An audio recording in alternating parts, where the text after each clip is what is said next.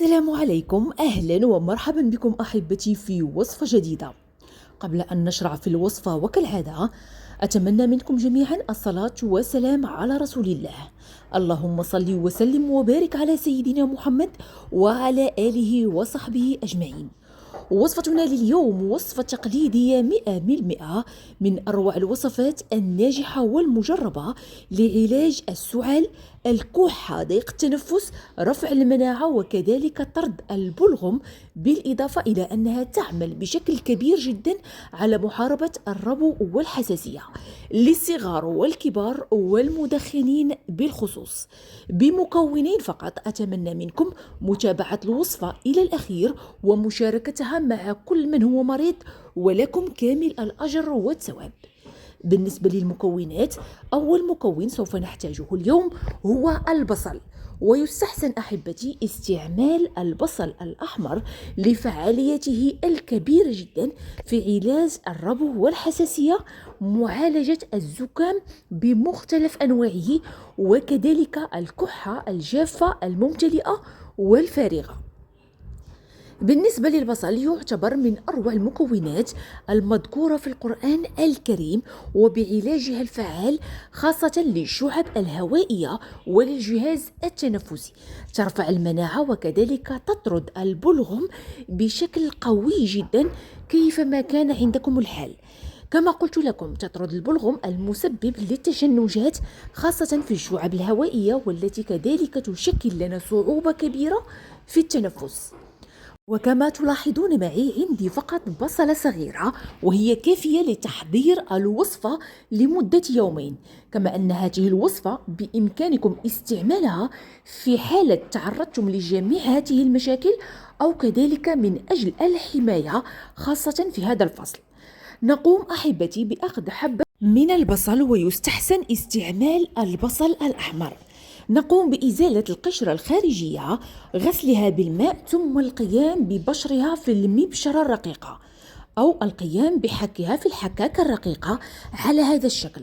انظروا معي، بمجرد القيام بحكها يعني تطرح لنا العديد من الماء، وهذا الماء هو الذي سوف نقوم باستعماله، أو هذه العصارة هي التي سوف نقوم باستعمالها في الوصفة.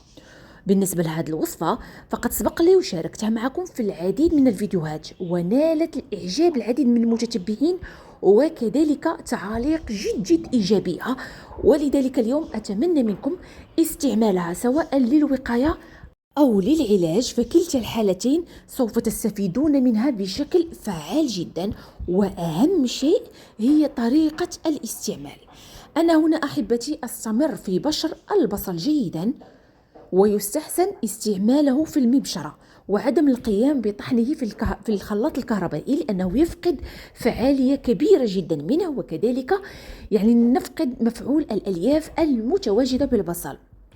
بعد القيام ببشر البصل سوف نقوم بتصفية المكونات في المصفاة الرقيقة. وهنا أعيد وأؤكد، من الأحسن القيام ببشر البصل وتجنب طحنه في الطحانة الكهربائية. بعد ذلك نقوم أحبتي بتصفية البصل وأخذ العصارة فقط أو عصير البصل. طريقة سهلة جدا في المتناول، ولن تتطلب منكم الكثير من الوقت، فقط ما عليكم إلا استعمالها، لأنها وصفة رائعة جدا، رائعة للغاية، ولا تتصورون النتائج الإيجابية التي سوف تعطيكم. بالنسبة للبصل نقوم بأخذ العصارة فقط، وبالنسبة لباقي البصل بإمكانكم استعماله في وجبات غذائية فهو صحي. هنا أحبتي بعد القيام بالأخذ عصارة البصل قمت بإضافة القليل من شعيرات الزعفران. وهنا للأسف المقطع أو الفيديو يعني مسح من الهاتف بشكل تلقائي، فلذلك سوف أعطيكم طريقة شفويا.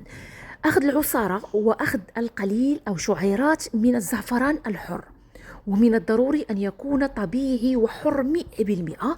ثم نقوم بإضافة القليل من العسل الطبيعي أو عسل النحل الأصلي، ملعقة صغيرة فهي كافية. ثم نقوم بخلط المكونات جيدا مع بعضها البعض. وبالتالي تصبح الوصفة جاهزة للاستعمال. ولكن قبل ذلك يستحسن إضافة القليل من الماء الدافئ، بضع معالق فقط، من حوالي 3 إلى 4 ملاعق كبيرة من الماء، من أجل تخفيفه لأنه مركز جدا، وبالتالي يصعب استعمال الوصفة بهذه الطريقة. كل من استطاع استعمالها بهذا الشكل فهي أفضل. أما بالنسبة للطريقة السهلة جدا، نقوم بإضافة القليل من الماء الدافئ من أجل تخفيف تركيز الوصفة.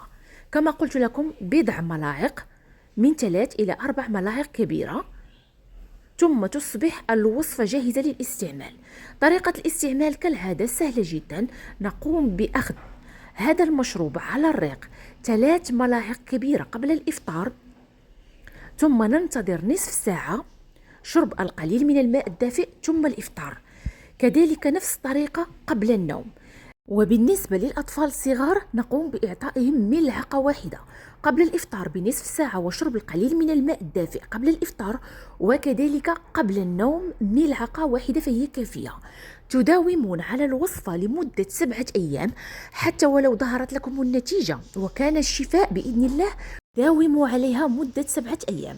دمتم في حفظ الله ورعايته. إلى اللقاء.